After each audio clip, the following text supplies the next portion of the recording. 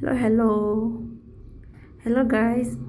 हिजो बाँकी रहेको लेसन 26 को ग्रामर गरौँ है त आज। अब न देश गा छ अनुरोध र अनुमति माग्न चाहिँ यसको प्रयोग गरिन्छ। हामीले गा भन्ने बित्तिकै तर भन्ने बुझिन्छ होइन। यसले चाहिँ कुनै पनि नयाँ विषयवस्तुलाई प्रस्तुत गर्दछ। यो वाक्यमा वक्तालाई अलिकति हिचकिचाहट भएर नरम तरिकाले अनुरोध गर्दाखेरि चाहिँ यसको प्रयोग गरिन्छ। जस्तै हामीले इक्जाम्पलको लागि हेर्न सकिन्छ होइन।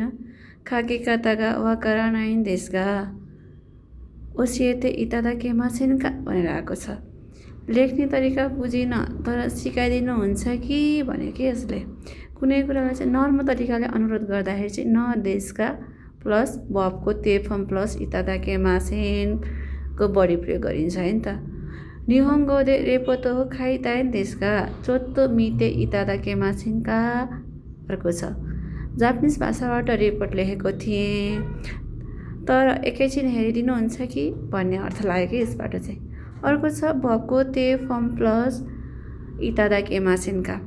यो चाहिँ भबको ते फर्म प्लस खुदा चाहिँ जसरी हामीले 14 लेसनमा पढेको थियौँ नि त्यतिखेर हामीले पढ्दाखेरि चाहिँ यसले चाहिँ अनुरोध गरेको है कसैलाई केही गर्नुहोस् है भनेर चाहिँ अनुरोध गरेको भनेर पढेको जस्तै यो चाहिँ त्यो भन्दा अझै नरम तरिकाले चाहिँ सेन्टेन्सलाई प्रस्तुत गरेको हुन्छ है।